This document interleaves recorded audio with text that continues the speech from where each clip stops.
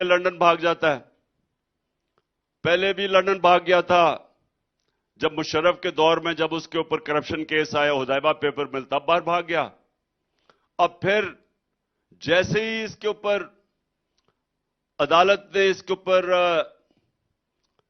فیصلہ کر دیا، یہ مجرم بن گیا، سزا یافتہ بن گیا، پھر اس نے ڈرامے کیے اور بالی ووڈ کی ایکٹنگ کر کے وہ پلیٹلٹس دکھا کے پھر باہر بھاگ گیا.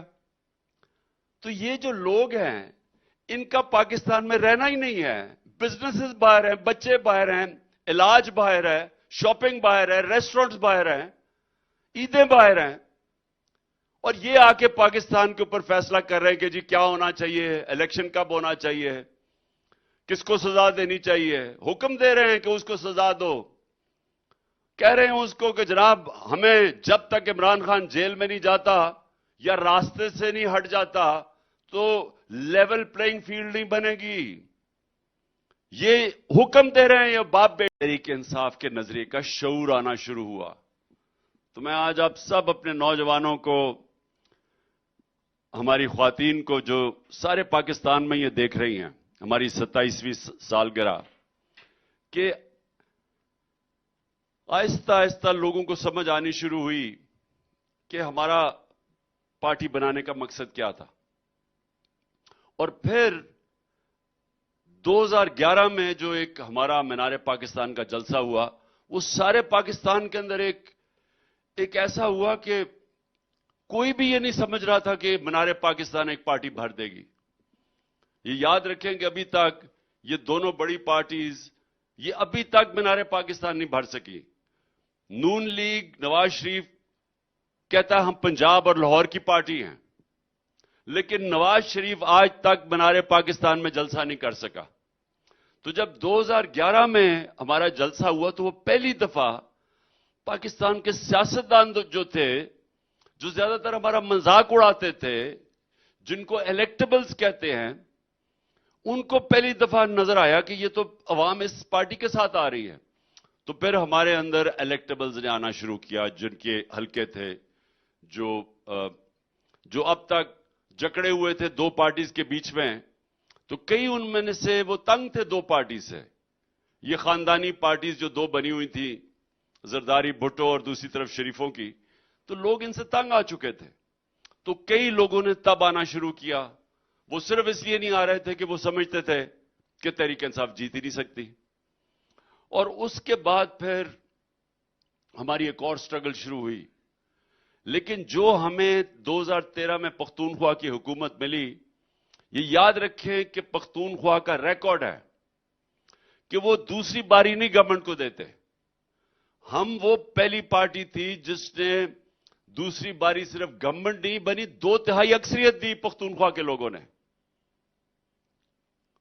اور اس کے بعد 2018 میں ہم الیکشن جیت گئے. ٹھیک کیسے کرنا ہے؟ جو میں 27 سال پہلے کہہ رہا تھا وہ میں آج آپ کو کہہ رہا ہوں. دیکھیں ملک خوشحال ملک ہوگا کیسے؟ وہ تو میں نے انصاف کی تحریک 27 سال پہلے آپ سب کو کہا کہ جب تک انصاف نہیں ہوگا، انصاف کے بغیر خوشحالی نہ آئے گی، یا جمہوریت آئے گی، نہ آزادی آئے گی. لیکن میں آج تھوڑا سا آپ کو تفصیل میں بیان کرنا چاہتا ہوں تاکہ آپ کو سمجھ آئے. کیونکہ یہاں لوگوں نے آزاد معاشرے نہیں دیکھے. اگر آپ پاکستان میں ہی رہے ہیں تو آپ کو نہیں پتا کہ آزاد معاشرہ کیا ہوتا ہے. میں اگر برطانیہ 18 سال کی عمر میں پڑھنے نہ جاتا اور کرکٹ کھیلنے نہ جاتا تو مجھے بھی نہیں پتا چلنا تھا. تو آپ کو سمجھ آنی چاہیے کہ جب انصاف آتا ہے تو 3 چیزیں ہوتی ہیں. انصاف آتا ہے تو لوگ آزاد ہو جاتے ہیں. آزاد کیسے ہوتے ہیں؟ کیونکہ ان کے حقوق کی تفویض کی جاتی ہے. ان کا انصاف کا نظام بنیادی حقوق کا تحفظ کرتا ہے، اور جب تحفظ ہوتا ہے، لوگ اگر اپنے ٹیکس دیں، قانون کے اوپر چلیں، اس کے بعد ان کو کوئی فکر نہیں ہوتی، وہ آزاد شہری بن جاتے ہیں. وہ محنت کریں اس کا پھل ملتا ہے. اور دوسری طرف اگر کوئی طاقتور ہو، اگر وہ قانون توڑے تو وہ ان کا انصاف کا نظام پکڑ لیتا ہے ان کو. وہاں کوئی یہ نہیں کہہ سکتا قانون توڑ کے कि पता नहीं मैं कौन हूं। एक चीज हमें चाहिए खुशहाली के लिए, मुल्क को खड़ा करने के लिए, वो एक चीज है इंसाफ। और इसके लिए आज आप सारे मेरे साथ मिलकर जद्दोजहद कर रहे हैं। हम अभी वहां पहुंचे नहीं हैं, हमने कोशिश की और हमें कुर्बानियां देनी पड़ेंगी, क्योंकि ऊपर कब्जा हो गया है। उन लोगों का कब्जा हो गया जो जाती मफादात के लिए इस मुल्क को तबाही की तरफ लेके जा रहे हैं। उनके सिर्फ अपने फायदे हैं। ये दो जमातों के हेड है सिर्फ अपने एनआरओ लेने के लिए, क्योंकि 1100 अरब रुपए की इन सारों ने चोरी अपनी माफ करवाई है। उस चोरी को जो माफ करवाया है बचाने के लिए कि कहीं इमरान खान ना आ जाए, तो ये इलेक्शन ही नहीं होने दे रहे। ये आइन को तोड़ने के लिए तैयार हैं।